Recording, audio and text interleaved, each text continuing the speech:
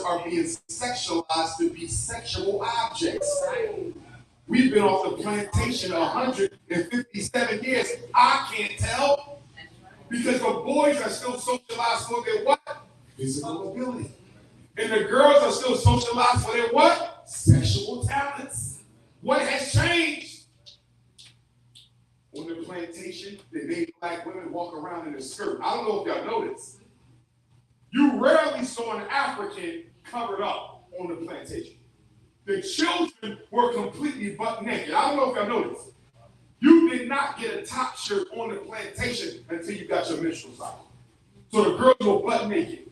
And the boys the same way until about their 12th or 13th birthday. They treat them like animals.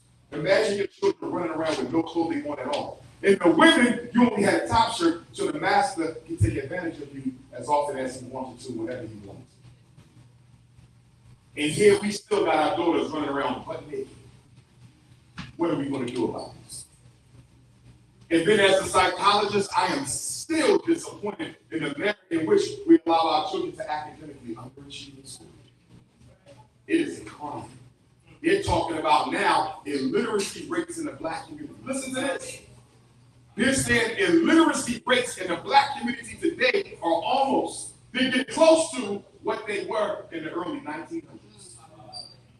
They said social media has taken over the school. There was a report that came out, Caucasians. They testified in Congress about a month or two ago. I believe it was about a month or two ago. Guess what they said?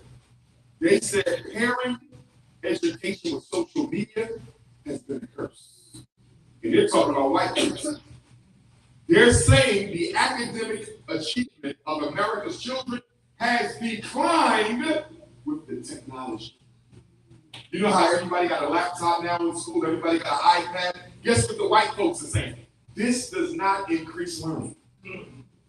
They're saying learning is down in schools that rely the most on technology to learn. Why is that? Because the longer your child spends in front of a computer or a video game on social media, the weaker their ability to focus and concentrate. Video games erode your child's ability to focus and concentrate. Internet, the laptop, erodes your child's ability to focus and concentrate. And so since they're so used to staring at these screens, they can't focus no more. And in many of the schools where they don't have good controls over the internet while the child is on the internet, your child is off on Pornhub looking at some other stuff. And I'm telling you right now, you better have social media controls on your televisions at home and on your children's cell phones. Because guess what is the most frequently visited site on a black teenager cell phone whose parents don't have controls? Pornhub. And not only is it Pornhub, guess what it is for our boys? It's the gay clips on Pornhub. Yes. Yes. Our heterosexual boys are looking at homosexual videos on Pornhub. And let's go a little bit deeper with this, family. Let's go a little bit deeper. This is not just about sexual perversion. I'm going to take you a little deeper than this. I'm going to go a little spiritual. Why do you think pornography is the #1 industry in America?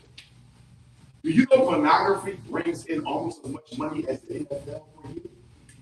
Pornography brings in more money than the NBA. Listen to this.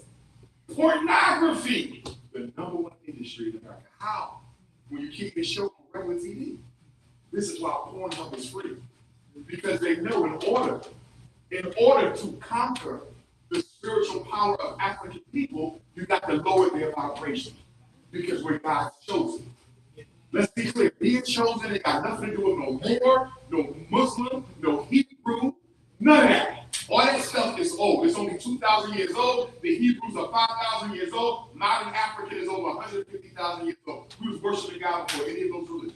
I'm not against them. I am not against them. I don't have a problem with somebody belonging to them. I'm a descendant of pastors myself, but I need you to put it within the historical context. From an African historical context, the Abrahamic religions are very new. Please understand that Abrahamic religions are very, very recent from an African historical perspective. But getting back to my point, The reason they want your child on Pornhub and the reason they want you on Pornhub is because sexual perversion is a low vibrational activity. So if I get you hooked into these porn addictions, I drop your spiritual vibration, and you can never get the messages that your ancestors are trying to send you anyway to help your people. This is spiritual bondage. Pornography is a root to Satanism. And this is why they love to molest our children.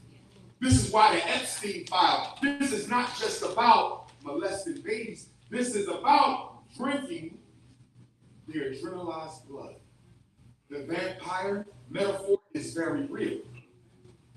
This is why you see all these old white folks, you say, how he's still living? He's 110 because he's drinking the blood of children. When you are afraid as a child, when a child gets scared, their blood is filled with adrenaline. That's what's called adrenochrome. That's what these perverts drink after they molest our kids. They drink their blood. They believe that it helps them live longer. It is a sacrifice to the devil for a longer life. Understand something. Blood is the currency of the spirit world. Money is the currency of the capitalist world. Blood is the money of the spirit world. You don't believe me? Then God sent Jesus here to die for your sins. That was a blood sacrifice. Every religion has stories of blood sacrifice.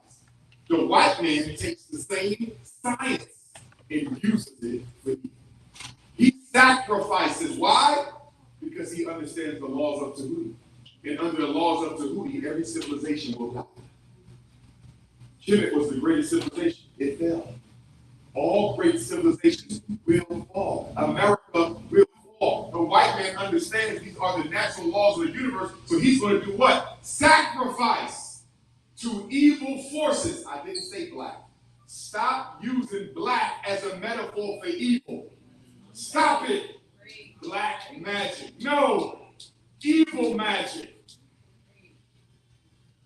So the white man sacrifices to non-human evil entities to try to prolong his rule in this world. And to help them prolong his rule in this world, while he is sexed out over children, drinking their adrenalized blood, he's trying to get you to simultaneously lower your vibration through pornography and perversion. In other words, we need the African vibration to come down to the European vibration so we can maintain control. Because all of us have a frequency. And guess what? Every race has a frequency. And the African race has the highest frequency. We have the most active third eye. Our melanin makes it so. We have the strongest connection to the sun.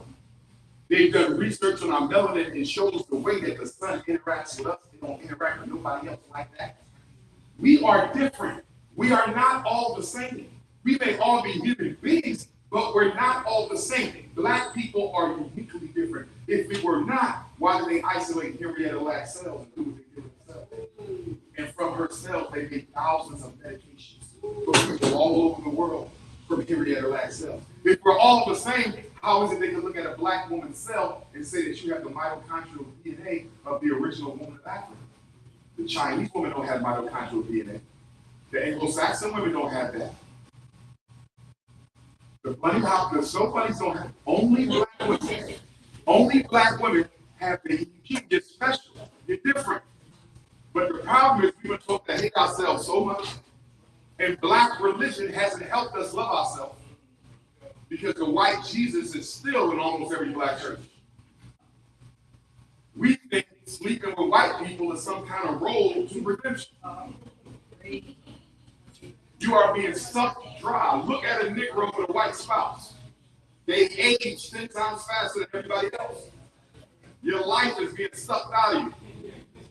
And now they're saying, if we don't stop reproducing with white folks, by 2050, 2060, most black people in America will be disraced.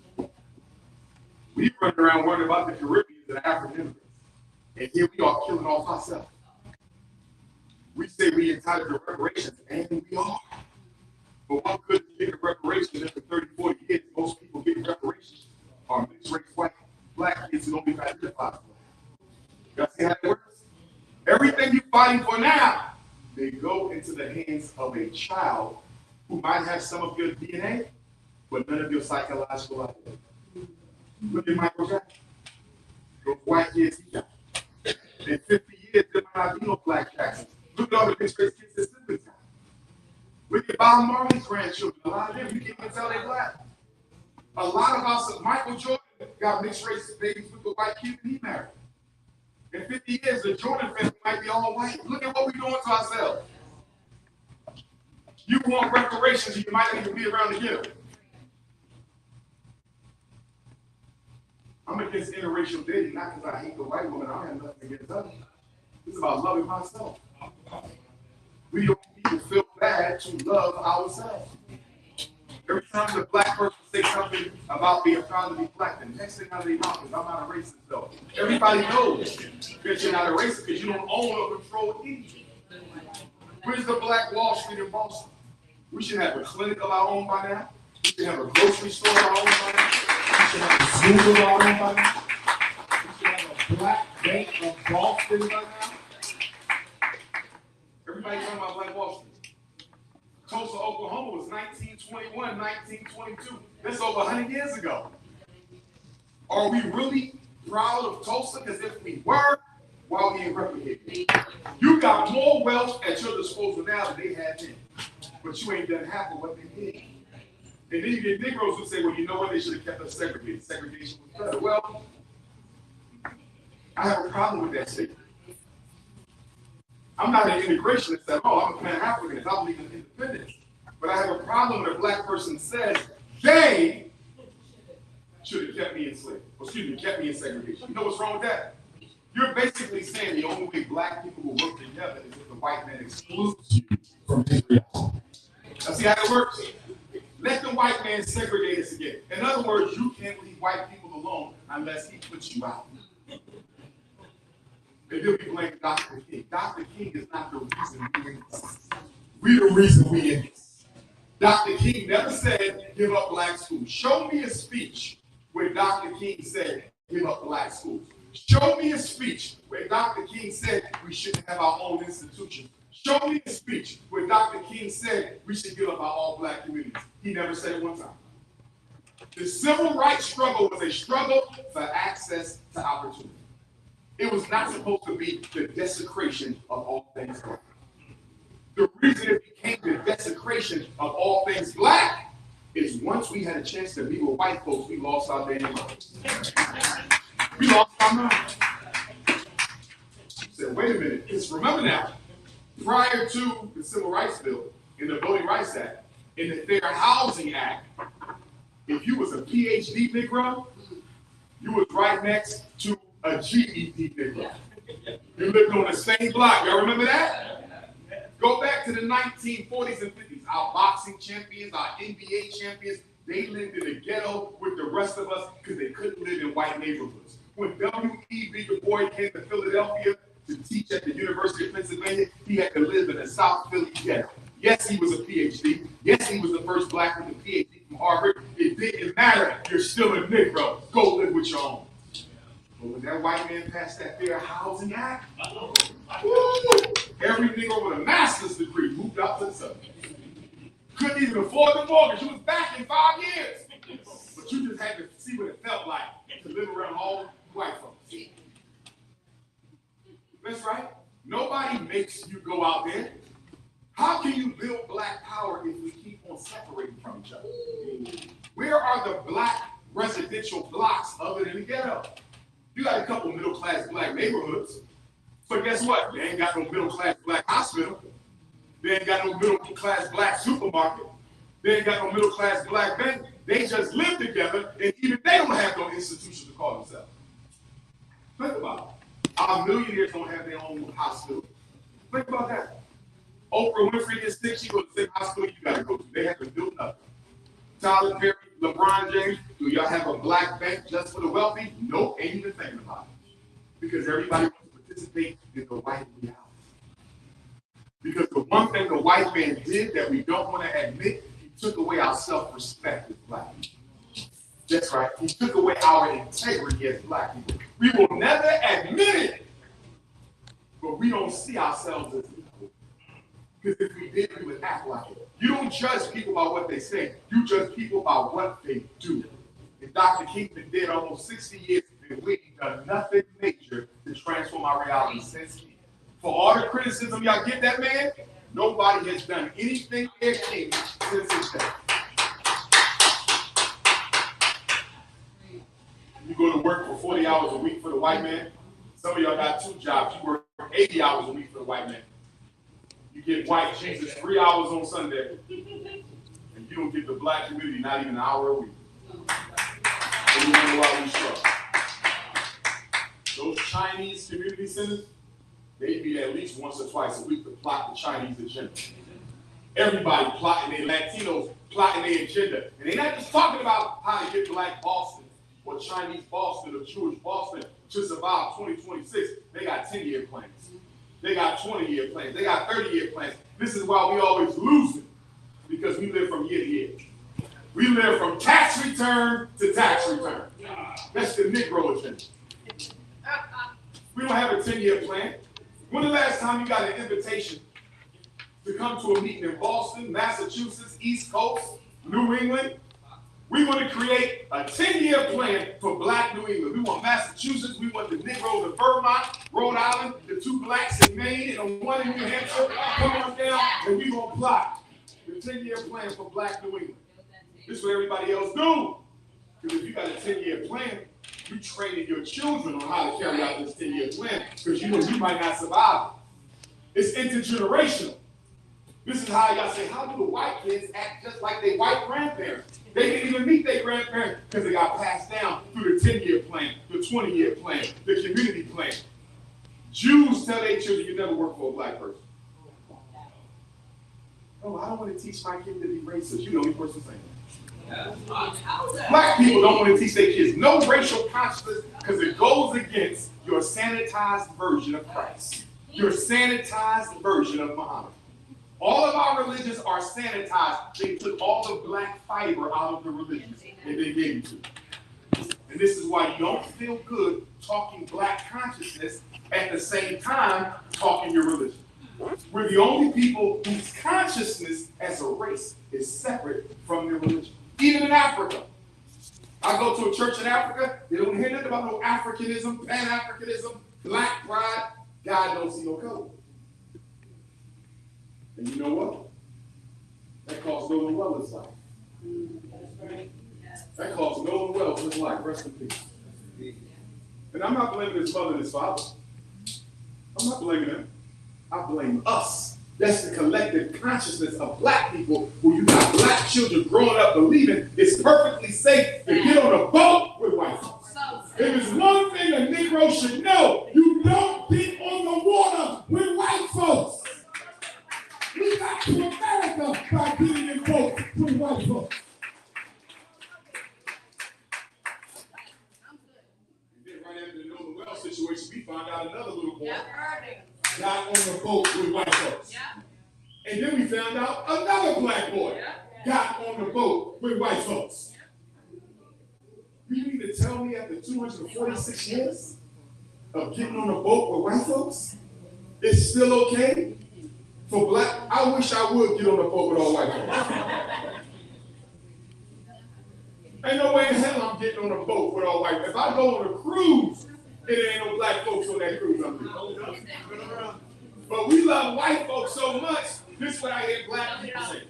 No, we don't. I hear black people saying, No, we don't.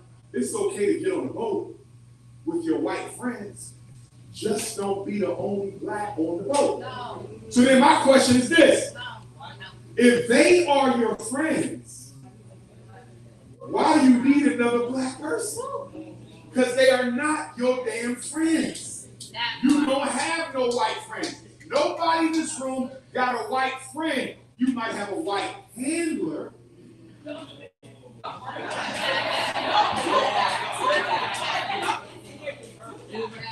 Nobody have a white handler. You got no white friends. When your white friend is with their white people, they are not calling you a friend. They are very peculiar about social status. My colleague Shaquita. My co-worker, Shaquita. My neighbor, Shaquita. My fellow parishioner, Shaquita. My pet monkey, Shaquita. But she ain't calling you her friend. Because white people are very particular about social status. Oh, yes. So don't go blaming Dr. King. We the ones moving into white neighborhoods. We the ones spending all our money with white restaurants. Segregation would be good again, but nobody's stopping you from self-segregating. You have a white psychosis. Black people don't feel good unless they give white people their money. Y'all know I'm telling the truth. Look, when you go into a black store, you don't even want to pull your money out. I don't think it'd be the best ribs in Boston. You do not want to give black people your money for nothing. And then you go to the white restaurant, nasty ribs, it ain't even a real rib. Bill Gates rib meat. You can't wait to pay white folks that money.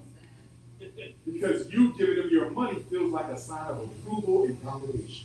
This is why black people spend with white folks. For you, this is validation. They are validating me by taking my money. It's sick, but it's the way we think. We don't look at economics as warfare. We look at money just to have fun with it. That's why I always say black people don't want to be free. Black people just want to be comfortable. You don't care if white people run your children's life for the rest of the next 1,000 years. You don't care. As long as you got a Benz and a cell phone and a Hulu camera.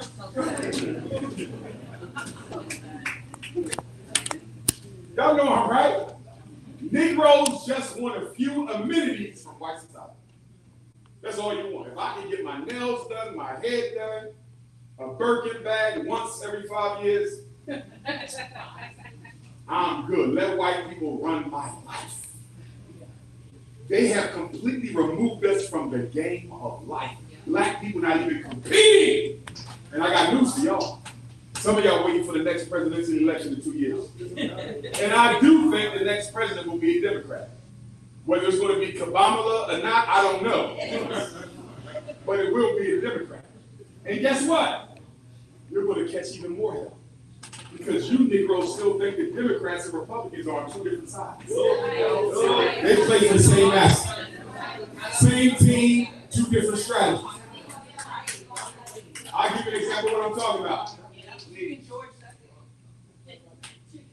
A couple of months ago, chicken George. A couple months ago, the Supreme Court struck down a very important section of the 19th Voting Rights Act, which allowed every state in America to rezone and redistrict its voting maps, and they had to pay no attention to race. In other words, if I want to break up Roxbury or Dorchester, because these are the blackest blocks in Boston, voting blocks, I can split them up. And I cannot be accused of being a racist. And guess how the Supreme Court justified it? The Supreme Court said the 14th Amendment to the United States Constitution guarantees black people the right to vote. It does not guarantee you the right to choose a candidate based on your race. See that? In other words, if all of us live in Roxbury together, right? We have all these black people in Roxbury and Dorchester, and we got so many votes concentrated in Roxbury and Dorchester. If most of us vote, we get to decide the mayor. Hypothetically. If most of Roxbury vote, if most of Dorchester vote, we have enough voting power to choose the mayor. Hypothetically. So the Supreme Court says the 14th Amendment don't give you the right to choose a black candidate. In other words, by us living together, that gives us a right to do what? Choose a black candidate. They say you don't have a right to choose a black candidate. You only have a right to vote. So if your state or your city or your mayor or your governor wants to redistrict, which splits up Black Roxbury into 4 new districts, now connected to white people, that is not unconstitutional. Because the Constitution never said black people have a right to choose a candidate based on how deeply entrenched their numbers are in a given district. Y'all see what I'm saying? So let's say everybody in this room is a district, right? We've been choosing a black mayor, black mayor, black mayor, black mayor. White Massachusetts don't like that no more. They're going to cut up Roxbury, Dorchester into 4 segments, and they're going to tie you to a big white district, and tie that section to a big white district, and tie that little black section to a big white district, and tie this little black section to a big white district. Now we don't have enough votes to choose a black candidate no more. You guys see how this works? And the Supreme Court says, so what? The Voting Rights Act never said black people had a right to have a predominantly black voting district. They say you have no right to a predominantly black voting, even though most white districts are predominantly white. Look at that. Most white people vote with white people. But with black people, there's only 3 places where we have that, right? So they said, can we really cut it up like a pie? Now, that was the Republicans, right? But guess what? Joe Biden and Kamala Harris, they were from. Were they not flying immigrants into black communities to upset the political balance? Did they not flood Chicago, New York, and other cities with non-black immigrants? And did they not have those non-black immigrants getting registered to vote even though they were not U.S. citizens? Why did Joe Biden and Kamala Harris flood black communities with non-black votes? To make sure that Democrats don't have to rely on the Negro vote. Democrats are tired of being called the party of blacks. So what do they do to get out of this? Because we don't want to give black people nothing. You saw Kamala Harris. They said, what are you going to do for black people? I'm not going to do anything just for black people. And then y'all got mad at black people for not voting for Kamala Harris, who said, I'm not going to do nothing for black people. And the reason nobody promises black people anything anymore is because the Latinos started to outnumber us in the year 2000. Everything started with the George W. Bush election of Y2K. In the year 2000, everything changed. If you remember, we were no longer as important after 2000. No more promises. They still needed to vote, but no more promises. Why? Because you're not the biggest non-white voting bloc anymore. The Latinos are the biggest non-white voting bloc, and they don't like black people. So if I promise black people something publicly, I might lose Latino voters. So how do I get the black vote and not promise black people anything? I'm going to pay Al Sharpton and Roland Martin and other Democratic Party plantation slaves to embarrass black people into voting. And once I embarrass you enough and say your ancestors died for this, now you'll come out and vote because now I made you feel bad. That vote didn't. You're only because somebody made you think your ancestors are going to be mad if you don't vote for people who have no intention of doing anything for you. I believe in voting. Dr. Umar believes in voting, but I only vote when I have a reason. I don't vote out of shame. I don't vote out of loyalty to Democrats, because why am I loyal to them for? Democrats have done just as much as Republicans to hurt black people. So brothers and sisters, we got to change the way that we think it because it ain't good. Now I'm gonna get ready to wrap this up because I want to, engage in a conversation and answer some questions. But I want to say this to the parents for school is starting. When do they go back to school in Boston?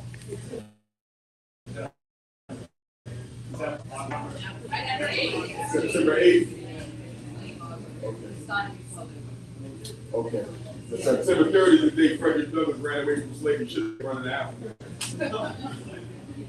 But I want a couple tips for my parents. Number one, and the rules don't change, I just don't follow. If your child is under the age of 7, why are they being evaluated for anything other than speech? If your child is under the age of 7, why are they being evaluated for anything other than speech? What's wrong, Dr. Umar, with me getting my daughter evaluated for emotional disturbance at 4? What's wrong with getting my son evaluated for a reading disability at 5? What's wrong with getting my granddaughter evaluated with a comprehension disability at 6? What's wrong with getting my son evaluated for ADHD at 7? What's wrong with getting my kids evaluated for autism at 5? You want to know what's wrong with it? You cannot prove it. They're children. They're young children. You cannot prove it. I'm a 25-year certified school psychologist. I evaluate for everything. I have specialized training in everything. You cannot prove autism at 3, 4, and 5. How do you know they're not deaf? How do you know it's not a hearing problem in one ear? How do you know it's not selective mutism? How do we know it's not emotional abuse? How do we know it's not a developmental delay? Because in your house, there's nothing but music and video games going on anyway. Preach. Right? How do we know this isn't parentally induced autism? You know what parentally induced autism is?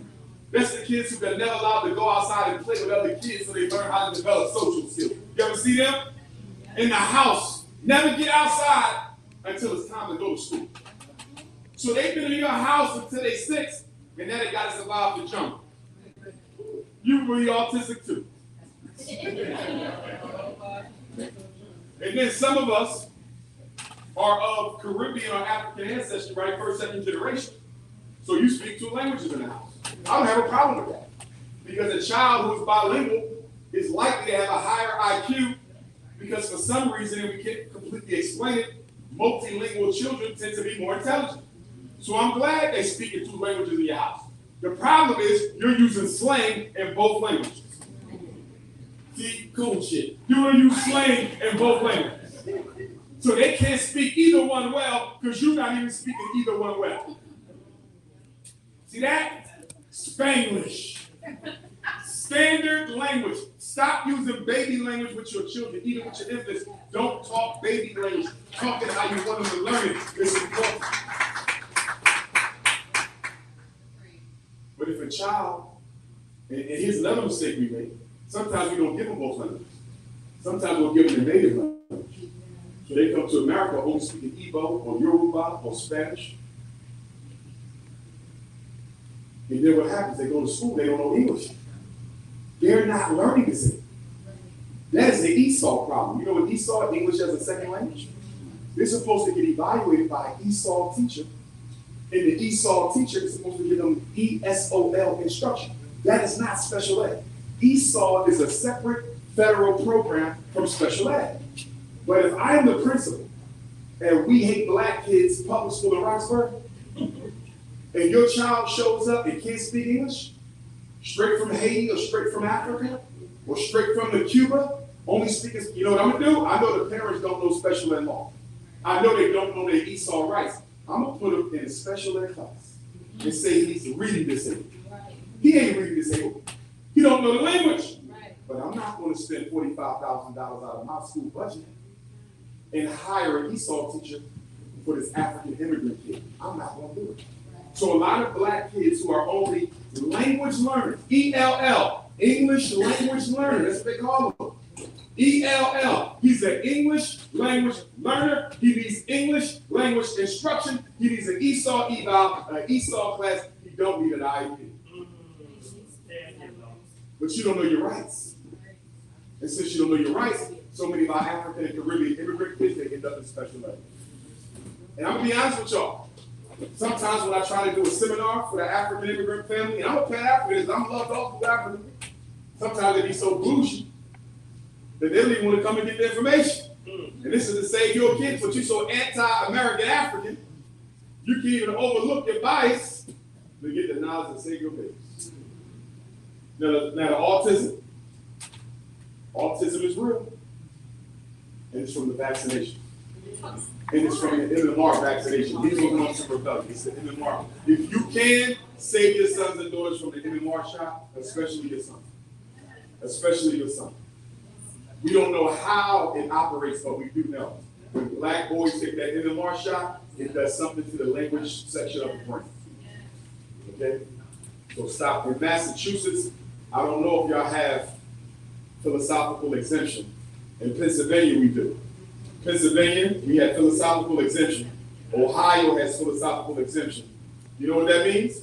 You don't need a religious or a medical reason to exempt your child from vaccinations. All you have to do is write a letter, get it notarized, and say, I don't trust white people. Massachusetts is not on the list of exemption states. Exemption states, this is philosophical exemption. I'm sure y'all have, I think Massachusetts has religious exemption. Every state has medical exemption. Every state. They cannot make you take a vaccination if the doctor has deemed it unhealthy for the child. So every state has medical exemption. Some states have religious. Some states have no contest religious. New Jersey. In New Jersey, they have no contest religious exemption. You know what that means?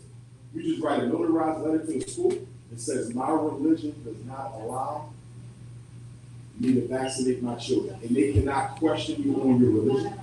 You don't have to prove your religion. So see if Massachusetts has that. Because if Massachusetts has a no contest religious exemption, all of y'all can just write a letter tomorrow and say, listen, my religion don't allow for this. Right? That's the religious. If they don't have it, y'all need to lobby y'all state reps and state senators to change the state law so Massachusetts will have a no contest religious exemption like New Jersey. Pennsylvania, philosophical. You don't need religion, you don't need medical, you just say I don't agree with it. New York, they changed the law a couple years ago, and now if you live in the state of New York, everybody got to be vaccinated unless you have medical. They took out the religious because laws change every day, and this is why y'all need to stay up on the federal laws. They change every day. State laws change every day. The city municipal laws change every day. And you're too busy to go to every city council meeting. You're too busy to go to every state legislation hearing. You're too busy to go to every federal congressional hearing in D.C. So what do? You got to visit the website. Black elected officials don't tell us the new laws. And why don't our black elected officials don't tell us the new laws? Because if they told you the law, your first question is going to be, how did you vote? See that? And why didn't you do anything about it? And why didn't you fight against it? So this is why you never get updates from black elected officials on laws being passed to hurt you. We find out, 2-3 years later. But you know they changed this on the driver's license, you know they changed this on the taxes, you know they changed this, they changed. Why nobody? It ain't on the news. The news never tell black people about the new laws because they want to catch you off guard. And if there's one thing I'm upset about when it comes to elected officials, it's not telling us what's happening next. I would vote for a nigger who just said, Dr. Umar, I'm not going to fight for y'all, I'm not going to do nothing for y'all, I'm scared of white folks and pay y'all. But I promise you I'll do one thing, Doc. I will tell you every single law they are considering, every agenda they planning, every scheme they working on. If a black person ran for office and promised me to tell me everything happening, even though they didn't fight for me, I'll vote. Because we need to be informed. And we are not being informed by the people we vote for on the city level. We are not being informed by the people we vote for on the state level. And we are not being informed by the people we vote for on the federal level. And they don't inform us because if they told you what was about to happen, you would make them fight. And they do not want to fight. They want to collaborate with the enemy.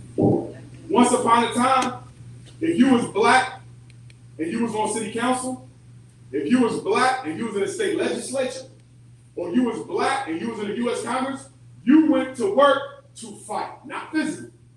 You didn't even speak to white folks because you knew you were there on behalf of black people. Look at us now. They having coffee together, playing golf together. How the hell you playing golf with the same people who would have gentrified Dorchester? How does that work? How are y'all having dinner together? These are the same people trying to mess over the community and y'all have an open relationship. You was at his son's bar mitzvah. They didn't even want you touching their farts. And you at the bar mitzvah. Negro, please. But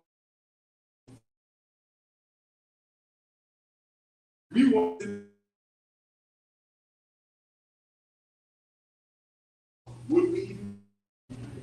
do we feel comfortable being treated by an institution with no white people?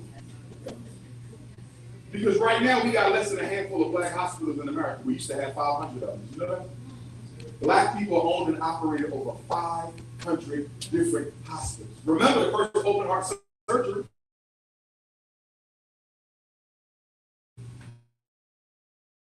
And he,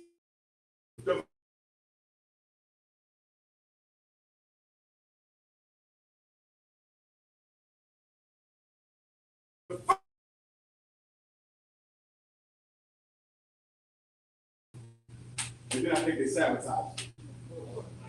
See? But I wouldn't mind being in an all-white hospital because the way, all-black hospital, because the way these white hospitals treat us, and the way they treat our elders. And if you got an elder that's in a hospital or in a nursing home, you better go check on them elders. They mistreat our elders. Even the black workers mistreat our elders. Once upon a time, back in the Marcus Garvey days, Mr. Garvey had the Black Cross nurses. And they would go around to the nursing homes and to the homes and check on all the elders. Because remember, Red Cross didn't serve black people. Remember, they was racist. Red Cross did not used to service blacks. So Marcus Garvey said, we're going to do the Black Cross. And Marcus Garvey, with the Black Cross nurses, they would go around and do blood pressure, diabetes testing, health, diet, nutrition. You have to have your baby. Remember, once upon a time, you could have your baby in the hospital anyway, black women, right? So they had midwives in the Garvey movement. They would help them deliver babies. And when the Nation of Islam started, the NGT just copied the Garvey program. They didn't create it, they copied it. The Black Panthers didn't create it, they copied that. That comes from Garvey. But look at us now. Black women have a baby, you go to the white folks. In Africa, you don't have a baby laying down. It works against gravity. This works against gravity. Let's go snow bunny birth. That's a snow bunny birth. Every birth is vertical.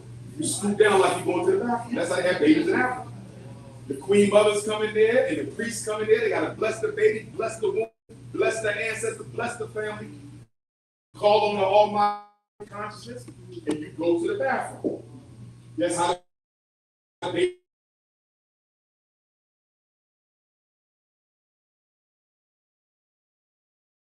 baby come out. Birth infections. That's the old way. And some of y'all should plan to go to Africa and have your baby the traditional way. You will really like it. A lot of women do that. They go home to the village to have their children the right way. I've never heard of any fatalities yet, no problems. But y'all want to go to We Hate Boston Hospital. We Hate Black Boston Hospital. And they're going to pump you full of epidural. And they got to cut you open on the C-section. Talk about the epidural messing with the baby's heart rate. I guess so. They get a baby crack. What you expect to happen? Baby not even here yet and you're doping them up. Ladies, if you're pregnant or will be soon, go to a birthing center. Hopefully we got a black birthing center somewhere in Massachusetts. There you go right there. That's where y'all need to go. Let them sisters help y'all deliver your children. Stop going into these hospitals. They are killing our babies on purpose. Black women in America and the women. Thank you, brother. Femicide. Look at all the black women have the highest femicide rate in the developed world. Black American women. You are more likely to die giving birth than any other woman in European countries. And you've been having babies before they even existed. So how you can't do it right? They messing you up on purpose. They messing you up on purpose. Fellas, before you even get her pregnant, you make her sign a contract. We either going to Africa birth, home birth, birthing center. We're not going to the hospital. I know some brothers, they delivered their own babies. I know about 3 brothers, they delivered all their children. I don't think I could have done that, but they delivered all their babies at home. No nursing experience, no medical experience, and they did it. And the good thing about a home birth is what? White man don't even know the baby here. No Social Security. No taxes. Don't even know they exist. See that? If you don't have your passport, please get your passport. Yes. Go to the post office and get your passport. Because America is becoming more anti-black than she's ever been. And I'm going to be honest with y'all, I think all these killings from the Nolan Wells and a lot of these black boys being drowned and black women being found, I think white people, including the police, they're all working together. They have a secret ritual going on. It is part of the celebration. It's showing up in the same cars. And you just jumping in because it's the same car. Is it the same plate? Because what they're doing with the cars is they're putting the child safety locks on the back so you can't even hop out. Check the doors, make sure you can get out the door once you get in the door. Act like you on the phone talking to somebody. Say, yeah, child, my boyfriend just got out of jail. He killed 5 people last night.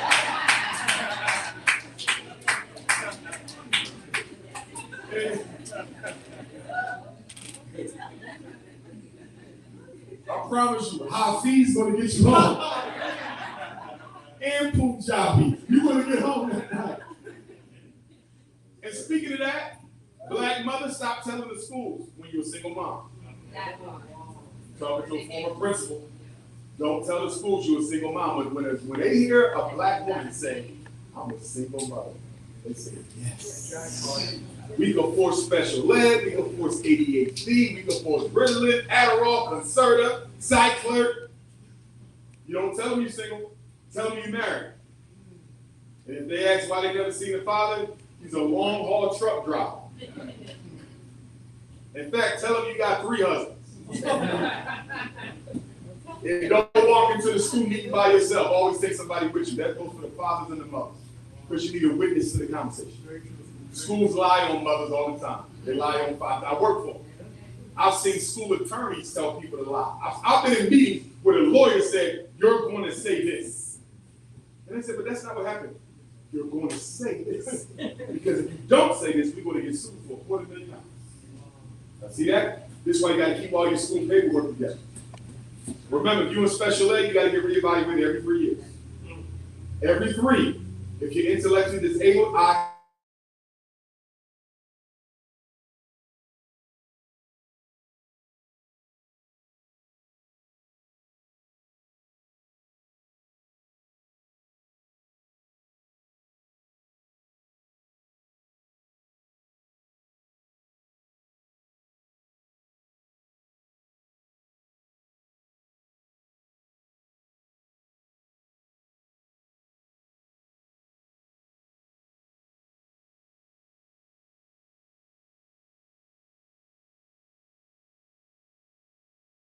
child has an IEP because she has a speech and language impairment.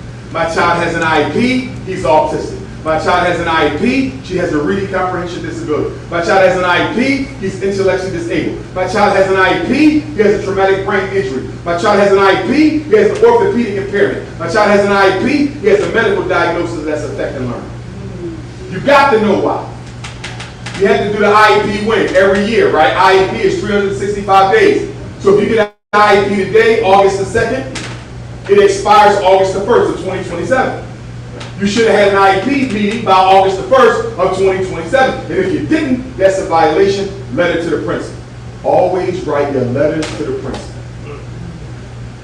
And if you don't write your letter to the principal, carbon copy the principal. Why? Because the principal is the only party that's legally responsible in that building for the decisions made. Not the classroom teacher, not the special ed coordinator, not the reading coach, not the grade teacher. The principal. So you make sure the principal always knows, oh, I carbon copied you. I sent you the same letter, because they'll act like, oh, you would have came to me first, now I came to you. And I got all my emails. And by the way, emails don't count in court. They got to be certified letter because you can't prove they read it. Y'all got me on that? If it is something that is very important, you can email it to make sure they got it. But because you can't trust them to admit they got it, you got to go to the post office and do a 24 hours or 48 hours sign. Make sure you sign receipt. You get that thing from the post office or the electronic thing. You can go online and see that they signed, so they got it. Emails don't count in court. Also, if you have an IEP and they cannot find you to come to your child's IEP meeting, they have a right to proceed without you. Did y'all hear that? So if you got that trifling parent disease, where the school can't ever find you, the new law says they don't have to find you no more. You can proceed with the IEP. So now you got all these snow bunnies deciding your child's academic destiny because you was too lazy to show up. And guess what?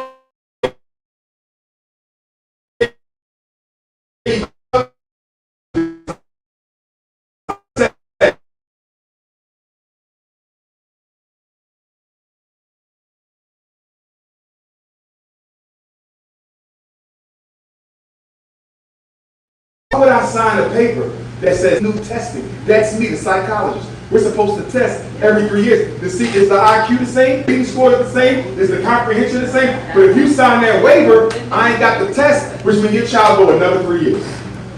You only get 12, right? So if your child goes to special ed at third grade, you sign the 6th grade waiver. 9th grade, you sign the 9th grade waiver. Your child only be tested one time in their whole career. You don't know where they're at. This is why some of y'all kids graduate can't read. You know why? You signed a damn waiver to get fresh information.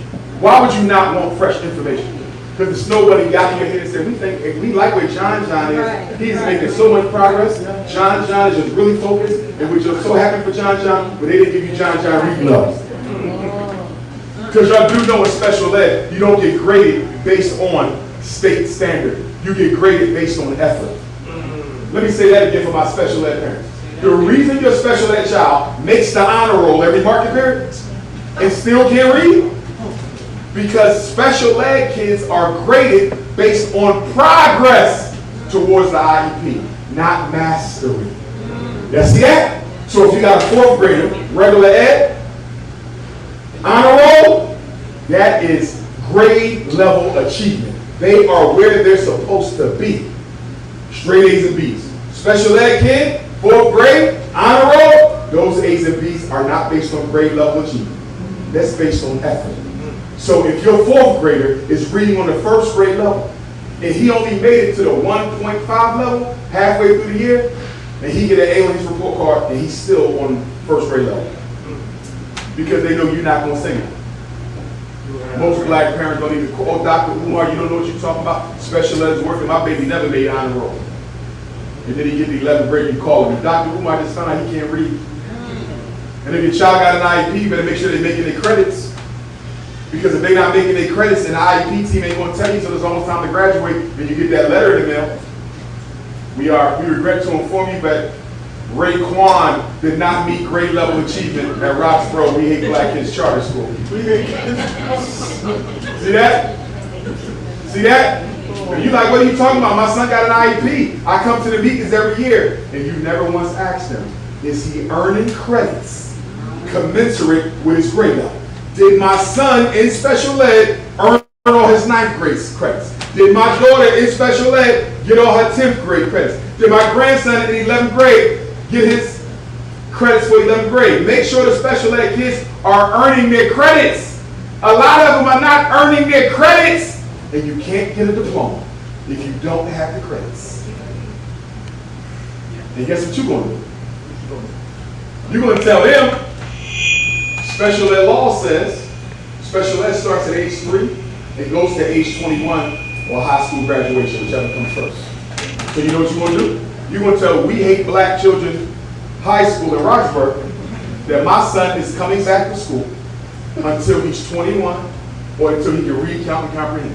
Because that's the law. Special ed can go until your child's 21st birthday. That is the law. That's the law. And guess what? He ain't got to go back to the school. You can arrange that his special ed service will be delivered in the home. Delivered at the public library. Y'all see that? Because your son might be too embarrassed to go back to Bobby Brown High School after all his friends graduated. Shut up! I love Bobby Brown. I was Bobby Brown back in 8th grade. I had the Gumby, the shag, the slant, the shiny suit, the black shiny shoes with the bow. I was Ronnie, Bobby, Ricky, and Bro. Right on. I love New Edition. Only people I tried to imitate more than New Edition was Michael Jackson. And then I went from Michael Jackson to Ralph. I was cooling down, I had the tight pants, everything. Sensitivity. Except that. Ralph was too sensitive with sensitivity. But listen, and if your child is in special ed and the school ain't teaching them, remember, special ed kids are not assigned to a school.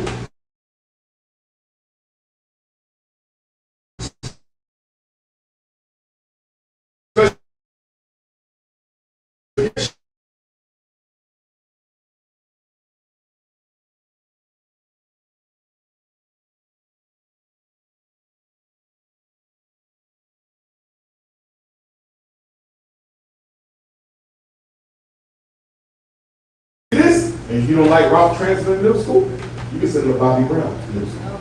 Because special ed kids got to go when they can get the service. Because the law says what? A child with an IEP must receive a free and appropriate. The word free and appropriate public education. If you are a special ed parent, every time you write a complaint letter, you better have FAPE in that letter. Because all of your concerns as a special ed parent is included in the clause free and appropriate.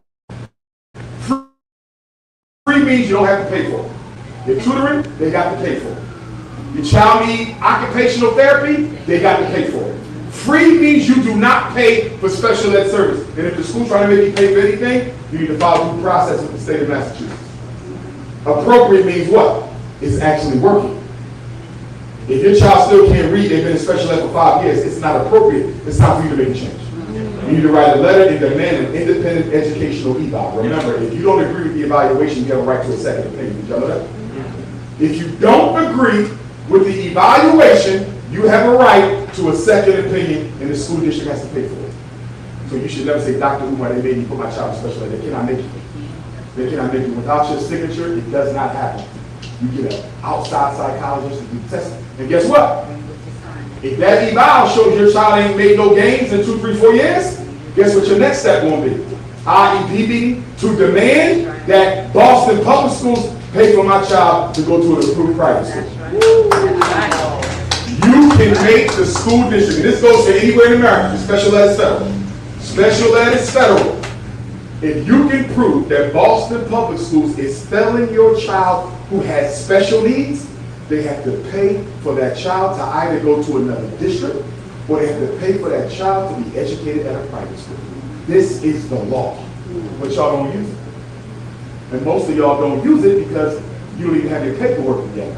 And if you don't have your paperwork together, you need to fill out a FERPA request. What is FERPA? Family Educational Rights and Privacy Act. That's your letter. You write to the principal. I am the son of Raekwon.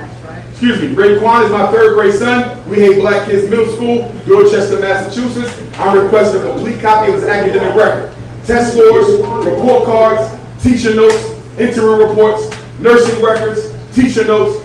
List as many things as you can, suspension notes, and they got 45 days to give you a copy of your child's record. 45 days, they got to give you everything they have. If your child's name is on it, you have to get it. 45 days. They cannot charge you for the service, but they can charge you for the copy. It shouldn't cost you more than $20. Yeah, if you got a badass kid, you've been in trouble with his own 12 years, that might be $1,000 copy. Right? Also, if the child is in special ed, they can only be suspended 10 total days out of school year. If you are the parent of a special ed child, you better keep track of the suspension days. They only get 10 for the year. Don't confuse that with regular kids. They can be suspended 10 days per incident. Y'all see the difference? I'm in regular ed, Chris is in special ed, hypothetical. I can be suspended 10 days every time I get in trouble. That's the federal law. That doesn't mean Massachusetts is going to allow that. Massachusetts might say 5 days. Boston Public Schools might say 3 days. But the federal government says you can do it up to 10. Y'all see that? Chris is in special ed. Once Chris gets 10 total days, so let's say Chris got 2 days in August, 2 days in November, that's 4, they down to 6. He got 3 days in January, they down to 3.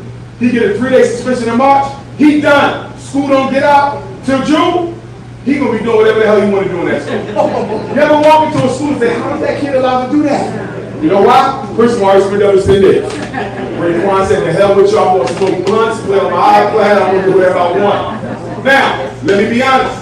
It's not that he can't get another day. He can get another day, but you know what they got to do? In order for him to get another day, the IEP team has to conduct a manifestation determination. They have to decide if the extra suspension day was related to Chris's disability or was related to the IEP not being designed or implemented appropriately. If Chris got in trouble, let's say Chris got 88, I ain't gonna say ADHD because that ain't gonna be behavior. ADHD, you just can't focus. Conduct disorder. If Chris got conduct disorder and he got into another fight, they would give him an extra day of suspension. Can they do it? No. Why? Because conduct disorder is related to the behavior he got in trouble for. So the government is going to say what? Why did Chris have a 1-to-1 aide? Chris should have had a 1-to-1 aide in class with him so he never gets into any more fights. And since the school didn't provide Chris with a 1-to-1 aide, they cannot suspend him the 11th day. Y'all see that? These are the things you need to know. And if you have a child who gets in trouble all the time, my first question for you is, does he have a 1-to-1 aide? And if you say no, I'm going to say why. And you're going to say, the charter school says they don't use 1-to-1 aides. And I'm going to tell you that you're supposed to write a letter to the charter school and let them know that it's not up to them to predetermine what they do. A school cannot say, we don't put special ed kids in full-time classes. We don't put special ed kids in part-time classes. They can't say that. You know why? Only the IEP team. Only the IEP team can decide what that child needs based on that child's right to what? Free and appropriate public education. FAP. Y'all follow me? I'm gonna give you 2 more tips and I'm gonna stop so we can do the Q&A. Don't sign anything that you don't read and you don't understand. That's right. Too many parents are doing drive-by signatures. I gotta stop. Yes. Oh, we got a document.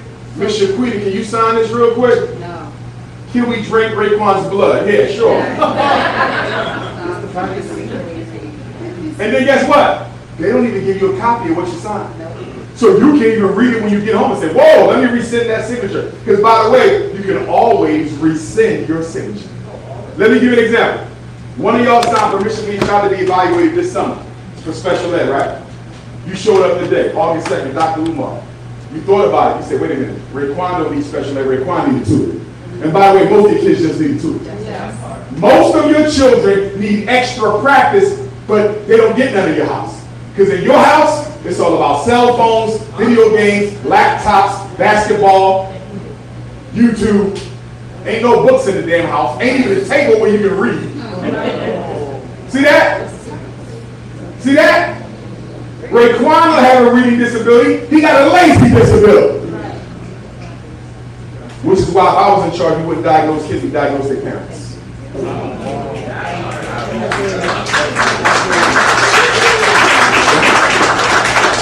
gonna tell you right now, if you're a black parent and you don't feel comfortable telling white folks no, your child will have a hard life. That's right. Because in these public schools in this country, you better get very comfortable, look at the principal in the eye, look at the teacher in the eye, and say thank you, but no thank you. My son will not be getting evaluated for ADHD. Well, why not? Because he's a regular black boy. And last time I checked, y'all ain't got no gym class. Last time I checked, y'all barely have recess. Last time I checked, y'all ain't got no class trips. Last time I checked, y'all don't have any special classes like art or music or instruments or anything that will keep my child's interest. This is not my son's problem. This is a school problem. Because if you get them tested for ADHD, and you bring that psychological evaluation back to the school, and they put them in special ed over that ADHD, it's going to be hard for you to fight off the drugs. I'm telling you now, if you don't plan on drugging your child, don't you ever get an ADHD evaluation, don't you ever get a conduct disorder evaluation, don't you ever get an opposition to defiant disorder evaluation. The only reason why they want you to get them evals is so they can force the door. And once he get on them drugs, he ain't coming off. If you try to take them off, they will take your kids. It's called medical neglect. Medical neglect. They will come in your house, and they're not just going to take Raekwon. They're going to take Method Man, Old Dirty Bastard, Grizzly, Ginger, Ghostface, Master Killer, Capadonna. All your kids is going to the suburbs of Boston to be raised and socialized by the LGBTQ white gang.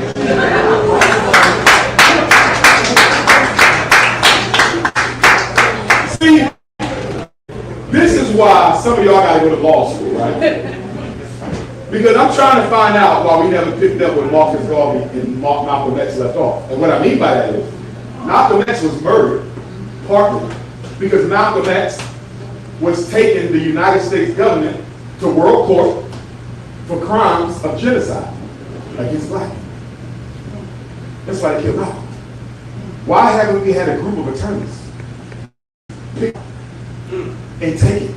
Because according to the United Nations Genocide Convention, they created it for the Jews, but it's not supposed to apply to everybody, right? Well, according to the United Nations Genocide Convention, they said genocide is any act created or intended to destroy a group in whole or part due to ethnic, religious, national, or racial identity.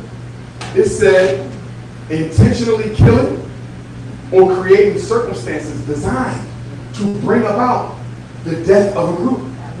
It said forcibly taking children from the parents of that group and transferring them to another group. This is in the definition of genocide. It also says deliberately introducing strategies to reduce the birth rate of a particular group. Everything, every criteria of genocide by the UN, America guilty of. But guess what? You'd rather be American than be justice. Because see, in order to do that at the world court, black people may no longer be able to claim America. And most black people would rather have that flag than have freedom. And when they have that flag, we have black people are very ambivalent about their American identity. And I hate to break this to y'all, but even when it comes to reparations, I hate to say it. I don't want to be the bearer of bad news. And I support reparations, and we're going to get it one day. But guess what? Reparations are not given to citizens of the country for which they are arguing reparations from. Are y'all following me? Jews were victimized by Germans.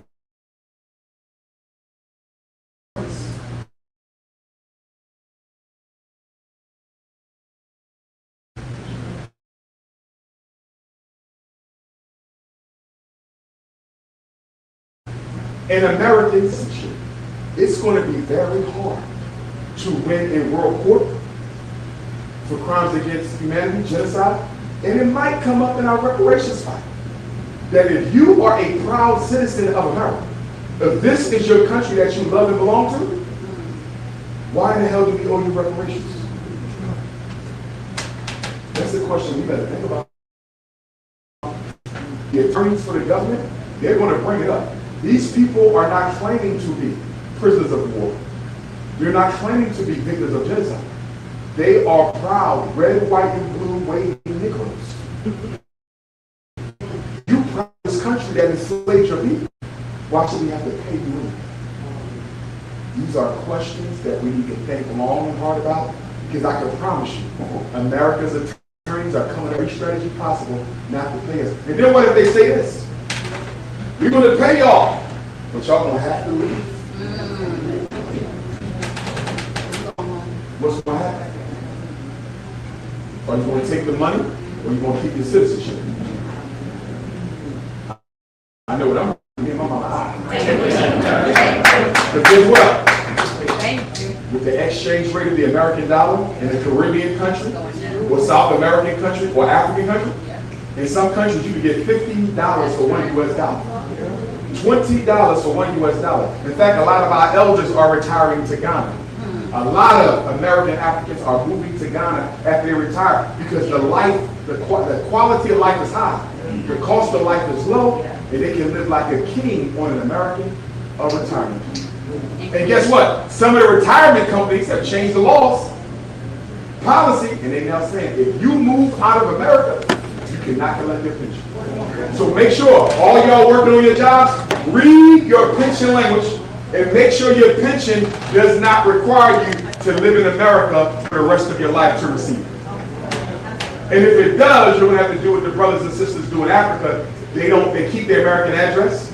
The white men don't know they're living in Africa, and they come back 3 or 4 times a year to pay their taxes, collect their mail, right? You know, the 40-ounce bottles off the front line, that kind of thing, right? But Costa Rica, there's a lot of us moving to Costa Rica. I was in Costa Rica, I keynoted Garvey Day 2 years ago. It's beautiful down there. I love it. I can see myself moving to Costa Rica. Panama is nice. Almost every Caribbean island. In case you don't want to go all the way to Africa, some of y'all going to get homesick from the plantation. I understand.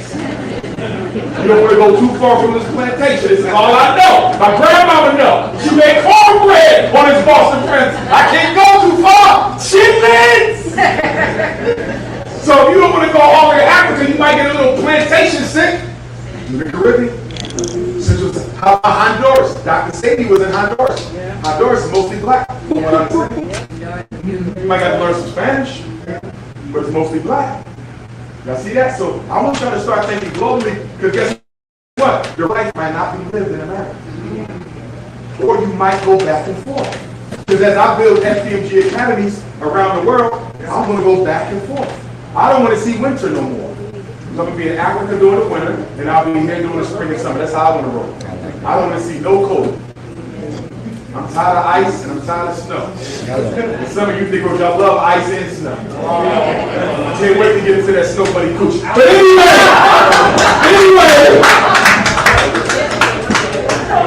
Before we do the Q&A, let me give you my number. Take out your phone so you have Dr. Umar's number.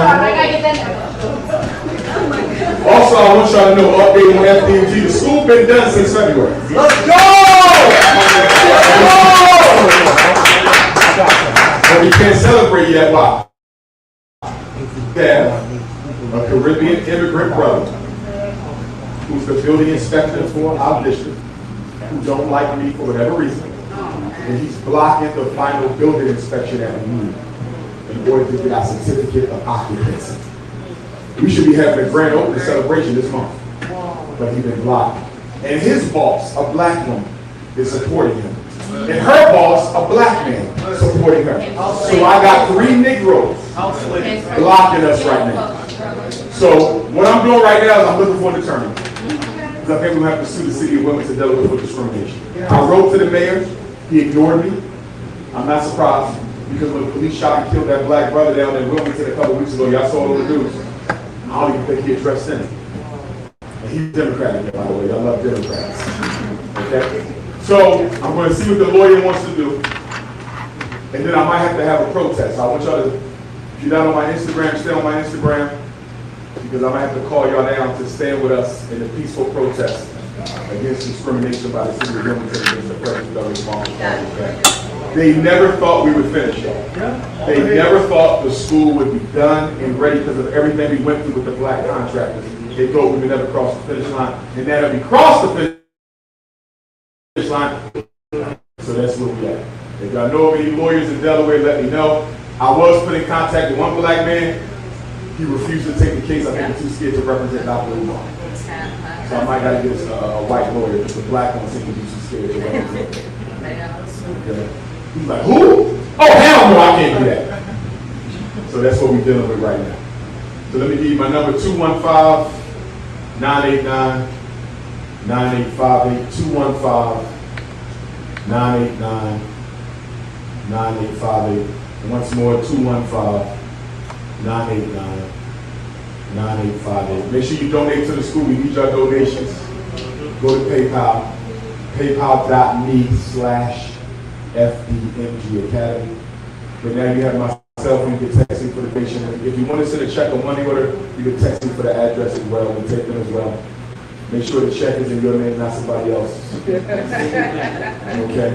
Also, early next year, I haven't done a group trip to Africa since COVID.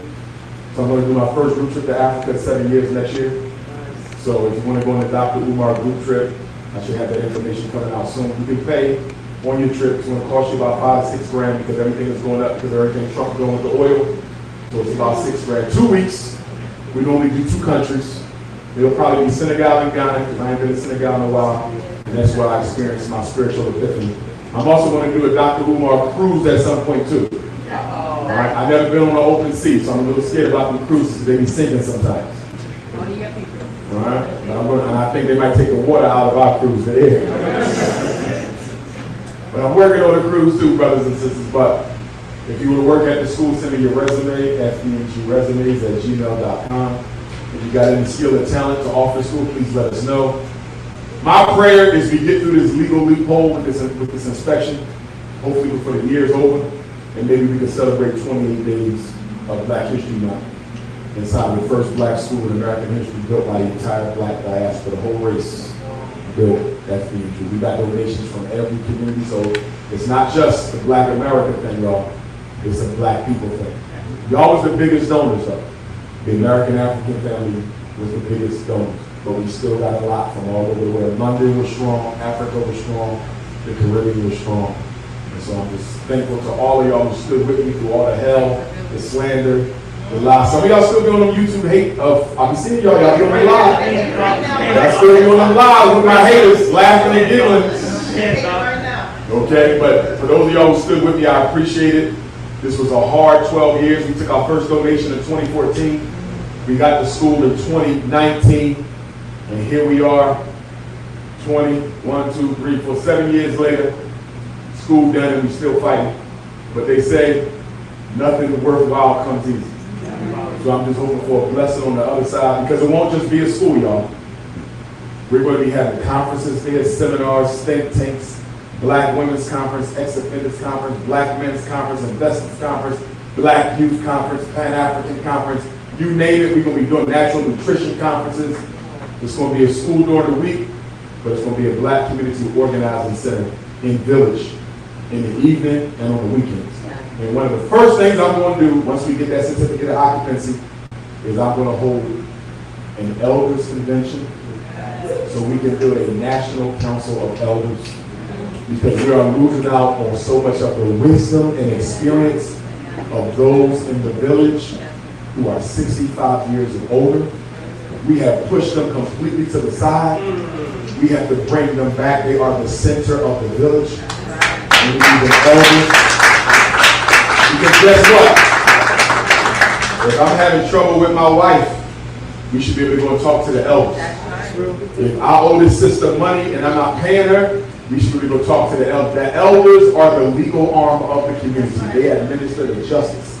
And if we had a serious council of elders, I think a lot of the tension and a lot of the violence in our community could be released. So on that note, Boston Black Power, I love y'all.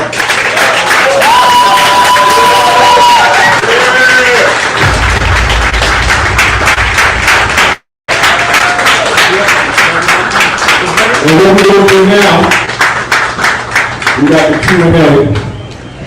And then after the Q&A, if anybody wants to take photos, we can do the photos. Make sure you text it to me so I can